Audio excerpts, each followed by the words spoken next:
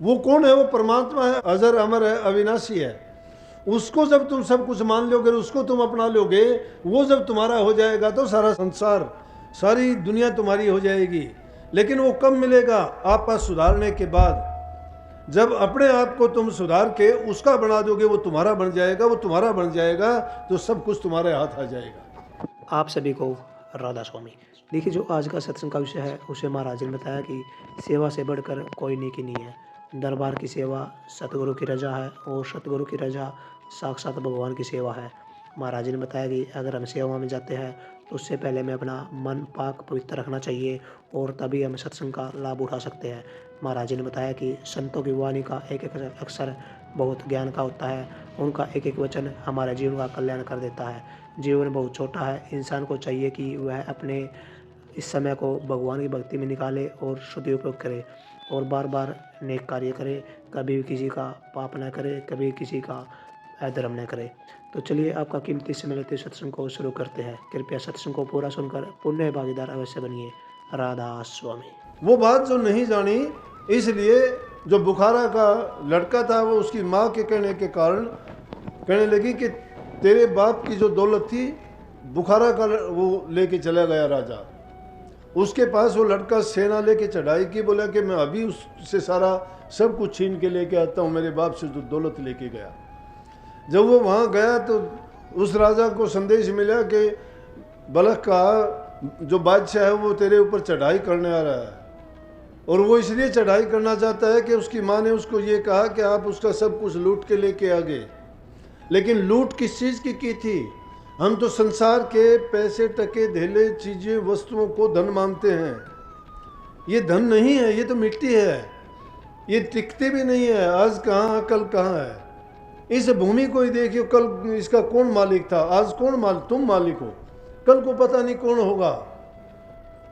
कोई चीज़ जब यहाँ संसार में टिकने वाली नहीं है, क्यों इंसान इसके आगे तक की ये सोचता है कि मैं ये करता हूँ वो करता हूँ, ये मेरी है ये उसकी है। ये किसी की नहीं है। जब तक इस संसार में हो तब तक उसका उपयोग करो, लेकिन उपयोग का भी सदुपयोग करो। सदुपयोग कैसे होगा? नेक काम करोगे, भलाई के काम करोगे, परोपकार के काम करोगे तो वही चीज़ तुम्हारी नेकी का फल देगी तुम्हें। ये चीज़ें और वस्तुएं तो यही रह जाती हैं। जिस औजार से काम लेते हो औजार को वहीं छोड़ देते हो काम लेने के बाद में। सब जानते हैं कि जिस चीज़ से हमने काम लिया, ये स्पीकर है, इसके सामने बोलते हैं काम ले लिया हमने इससे, बाद में लेके कोई नहीं जाता, सुन लिया यहीं छोड़ के जाएंगे, इसको काम इसने दिया है। इसी प्रकार से ये शरीर भी एक बेगाना राज है, और इस बेगाने राज से अगर तुम अपने हितकार भलाई का काम नहीं करोगे तो यहीं की यहीं रह जाएगा। कोई काम नहीं लिया तो टाइम पर इस राज को तो ले लेगा लेने वाला, और तुम्हारा काम यूं का यूं रह जाएगा। जिस काम को करने के लिए इस दुनिया में आए थे वो काम सर्वोपरि होना चाहिए, सबसे पहले होना चाहिए, उसको सर्वोच्चता देनी चाहिए। तो जब वो उसके पास पहुंचा, उस राजा ने क्या किया? हीरे जवाहरात मोती दौलत लेके सब भर के ऊंट गाड़े और उसको पहुंचा दिया। वो उसको लेके खुश होके चला गया। अपनी माँ से कहने लगा कि माँ देखो वो लेके गया था, उससे कितना ज़्यादा लेके आया हूँ मैं। माँ को जाके बताया तो उसकी माँ देख के हंसने लगी। बेटा बोला समझा नहीं, तू वो दौलत नहीं ला सका। तो उसने दोबारा फिर बोला कि उसने धोखा किया, मैं फिर जाता हूँ। दोबारा से उसने फिर चढ़ाई की, दोबारा से फिर चढ़ाई की, तो फिर दोबारा से उसने, उस राजा ने जो कुछ और था बोला जो भी आपको चाहिए सब ले जाओ यहाँ से, मुझे किसी चीज़ की ज़रूरत नहीं। क्यों? भक्ति और प्रभु का नाम त्याग सिखाता है इंसान को। जब प्रभु का आसरा ले लिया और फिर तुम मन में ये सोचते हो कि मैं भूखा मरूंगा, मैं धोखा चोरी छल कपट बेईमानी नहीं करूंगा तो मैं जी नहीं सकूंगा, ये गलत बात है। रहो निश्चिंत, करो मत चिंता, चोंच दे सो चिंत करेगो। जिसने चोंच दी है वो तुम्हारी चिंता खुद करेगा। जिसने पैदा किया है उसने तुम्हारा इंतजाम पहले ही कर दिया है, लेकिन तुम्हारा विश्वास और इतबार उस प्रभु पर नहीं है। ये उसकी रचना है, उसकी जिम्मेवारी है, लेकिन तुम्हें जो अवसर प्रदान किया उससे भटक जाते हो। ये जीवन उस पशु पक्षियों की तरह से घूमना फिरना, खाना पीना, संतान पैदा करना और जीवन को बर्बाद करके चले जाना है। जिसके पल्ले प्रभु की भक्ति नहीं है, नाम की कमाई नहीं की, वो दुनिया में खाली आया खाली चला गया। दोबारा से भी उसको ऐसे ही धोखा देके और सामान देके भेज दिया। फिर उसने उसकी माँ कहने लगी, बेटा समझा नहीं है, ये दौलत नहीं है, ये मिट्टी है, तू किस चीज़ को दौलत समझे बैठा है। तिबारा से जब गया तो राजा खुद उसके पास आके कहने लगा कि तू बार बार आता है, तुझे किस चीज़ की ज़रूरत है। बोला, मेरी माँ कहती है कि आप मेरे बाप की संपत्ति और दौलत लेके आ गए और मैं वो लेने के लिए आया हूँ। उस महात्मा ने उसको समझाया, और राजा भी था और महात्मा भी था। बोला, बेटा जिस दौलत की तेरी माँ बात करती है वो उस दौलत को जानती है, तू नहीं समझता। तुम लोग संसार के पदार्थों को दौलत मानते हो, लेकिन मैं जो दौलत तेरे पिता से दौलत लेके आया वो दौलत अखूट खजाना है जो कभी ख़त्म नहीं होता, और वो है प्रभु की भक्ति की दौलत। और वो मिलती है संतों की सेवा से, संतों के शरण में रह के उनकी सेवा करने से, उनके बताए हुए मार्ग और रास्ते पे चलने से। वो जो कहते हैं वो करके, उसे नाम की कमाई करके जो दौलत कमाई जाती है वो दौलत है, वो कभी ख़त्म नहीं होती, और वो सीत मीत किसी को दी नहीं जाती। उसको लेने के लिए आदमी को बड़े त्याग की ज़रूरत है, तप की ज़रूरत है, साधना की ज़रूरत है। इतनी चीज़ें आपको दुनिया की मलामत सहनी पड़ती है, अपना सब कुछ उसमें त्यागना पड़ता है। सुख वैभव और आराम की ज़रूरत नहीं। तुम एक तरफ तो सुख और आराम भोगते हो, दूसरी तरफ उस दौलत के ग्राहक बनना चाहते हो, तो नहीं हो सकता। क्योंकि एक वक्त में एक ही काम हो सकता है, या तो संसार को भोगो या भक्ति कमाओ। लेकिन इस युग में संतों ने कितने क्या किया, गृहस्थ जीवन को इतना अच्छा बता दिया कि कहने लगे कि तुम्हें सहज योग की भक्ति बताते हैं। सहज योग, सूरत शब्द का योग, ये सहज योग है। घर गृहस्थी के सारे काम करो, कोई चीज़ नहीं छोड़नी, सब काम सब रिश्ते नाते निभाओ, दुनियादारी के रस्म रिवाज सारे पूरे करो। लेकिन उसका मतलब ये नहीं है कि पूरा जीवन उन्हीं में लेके बर्बाद कर दो। उन सब चीज़ों को, कामों को करते हुए भी प्रभु भक्ति के लिए अगर टाइम निकालते हो, वो चीज़ तुम्हारे काम आने वाली है। और धीरे धीरे करके जो जो नाम की कमाई करते चले जाते हो, एक दिन में कुछ नहीं होता। धीरे धीरे रे मना धीरे सब कुछ होए, माली सींच जो घड़ा तो ऋतु आए फल होए। टाइम आने पे फल लगते हैं, जल्दबाजी से काम नहीं चलता। और काफ़ी लोग तो आके कहते हैं कि मैं ये ध्यान कैसे करूं, ये कैसे करूं, वो कैसे करूं, मेरा ये नहीं होता, वो नहीं होता। आप इतने उतावले और चिंता क्यों करते हो? कल ही पलवल की एक प्रिंसिपल आई, उसने 2 तारीख को नाम लिया, कहने लगी जी मैं यहाँ ध्यान करती हूँ तो ध्यान यहाँ नहीं लगता, और यहाँ ध्यान करती हूँ तो यहाँ नहीं लगता। मैं बोले ध्यान तो एक ही जगह लगाना पड़ता है, यहाँ ध्यान लगाना किसने बताया? लेकिन कई बार गलतफहमियाँ क्या हो जाती हैं कि ये हो जाती है गलतफहमी कि शब्द जो सुनना है वो कान से सुनना है, तो ध्यान कान की तरफ कर लिया। लेकिन इन कानों से शब्द नहीं सुना जाता। मैं तो कहता हूँ कि सुमन करना सीखो पहले, तीनों चीज़ चलेंगी साथ, सुमन भी, ध्यान भी और भजन भी। नाम का सुमन जब करते हो तो उसमें भी आप आदमी को सोच समझ के करना चाहिए। सुमन करते हुए तुम्हारा मन इधर उधर भागता है, ख्याल तुम्हारे बदलते रहते हैं, तो सुमन नहीं है वो। माला तो कर में फिरे, जीभ फिरे, मुखमा मनवा तो 34 फिरे, ये तो सुमन ना। इसको सुमन कैसे कह दोगे? माला हाथ में लिए हुए माला के मन के ढड़काते जाते हो, बताते जाते हो, ये काम करना, माला ढड़का, वो नाम कहाँ है? भूल गए, वो तो टूट गई। सुमन तो वो है बिना लागा, बिना किसी ब्रेक के। और वो सुमन करते हो तो उस टाइम में कोई ख्याल नहीं, एकदम अपने आप को खाली करके, जब सिर्फ आपके मन में नाम और आपका ख्याल उसी में जुड़ जाए, वो नाम है। कान की तरफ ध्यान क्यों करना? ध्यान जहाँ एक ही जगह करना है, रूह की बैठक यहाँ है तो ध्यान यहीं पे करना है। जब ध्यान यहाँ करोगे सारे चीज़ अपने आप साथ चलेंगी, सुमन भी चलता रहेगा। जिस दर्जे पे जाओगे वहाँ जो नाम होगा वो अपने आप प्रकट हो जाएगा। ये नाम तो मन को डांटने के लिए है। मन तो जब डटेगा, पहले तुमने बारकाई जवान से सुमन करना नहीं सीखा, तो उसने उसको समझाया बेटा कि वो ऐसी दौलत है, अगर तू उसको लेना चाहता है तो वो ऐसे नहीं मिलती, सेना लेके लड़ाई करके, किसी को डरा के धमका के, या ये किसी ताकतवर आदमी का काम नहीं है।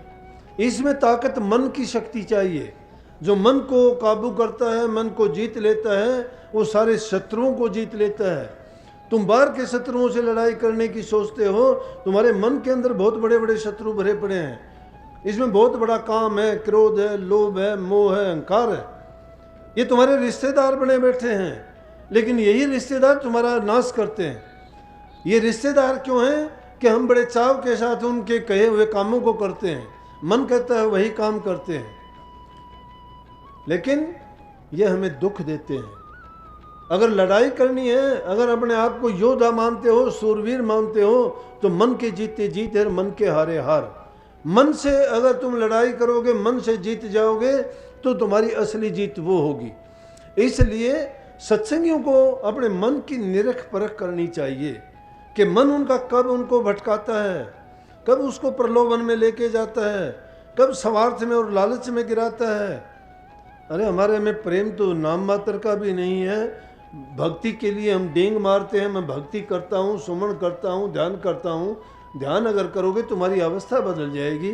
स्वामी जी महाराज के टाइम में भी ऐसे सत्संगी थे, आपस में झगड़ा होता था, एक दूसरे की निंदा करते थे, तभी उन्होंने ये वाणी कहने के लिए मजबूर होना पड़ा कि अपने मन के साथ झगड़ा क्यों नहीं करते, गुरु को तुम मानस क्यों समझते हो, नाम को तुम छोटी मोटी बात क्यों मानते हो, तुम्हारा यकीन और श्रद्धा प्रभु पे कब से है, लेकिन क्यों नहीं है वो, उसका ना होने का कारण है कि तुमने पुरानी आदत नहीं छोड़ी है।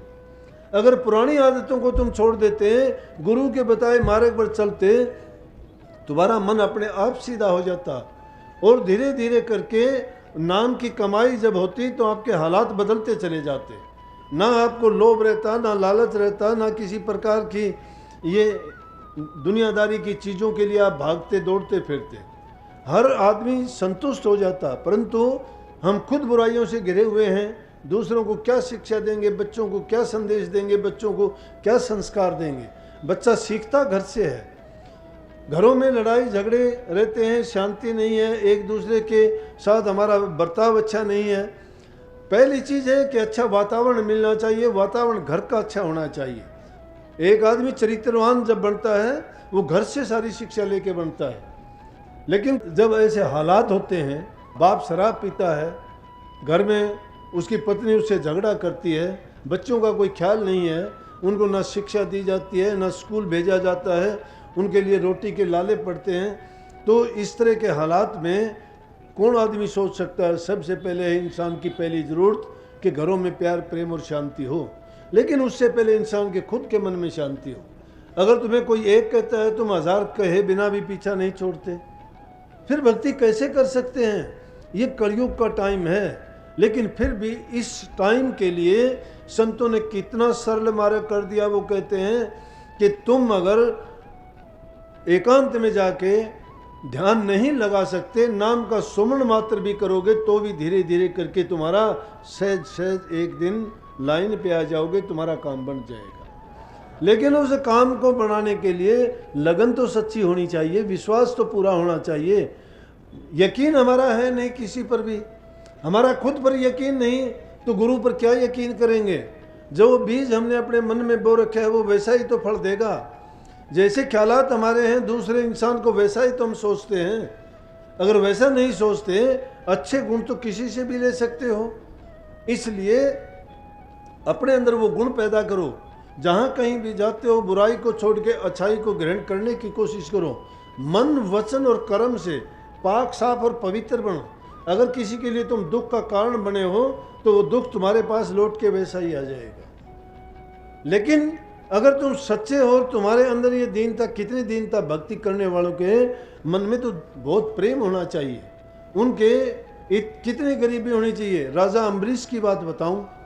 राजा अम्बरीश बहुत अच्छे एक राजा हुए हैं, बहुत परोपकारी थे, प्रजा के पालक थे और हर प्रकार से उनकी ख्याति फैली हुई थी कि राजा अम्बरीश बहुत अच्छा है, बहुत अच्छा। एक बार उन्होंने द्वादशी का व्रत रखा, दुर्वासा ऋषि का आना हो गया।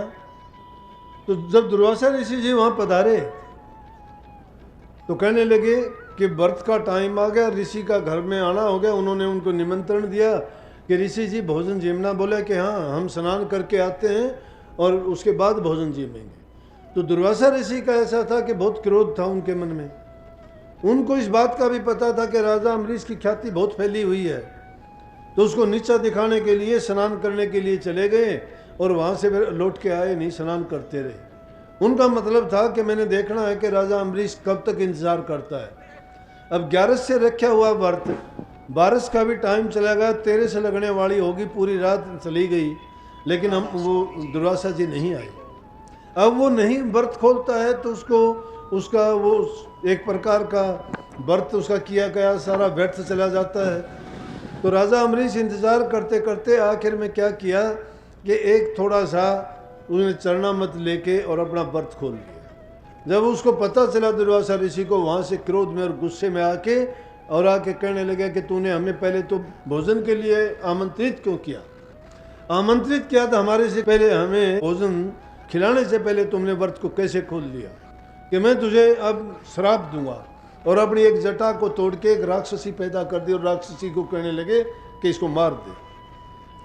राक्षसी जब उसको मारने लगी तो परमात्मा ने सोचा कि देखो कितना नेक राजा है, कोई इसने गलती नहीं की, कितना दयावान है, एक अक्षर तक नहीं बोला कि दुर्वासा उसको कुछ का कुछ बोलता रहा, क्रोध में बोलता रहा, कुछ भी उसको कहता रहा, सब कुछ बर्दाश्त किया।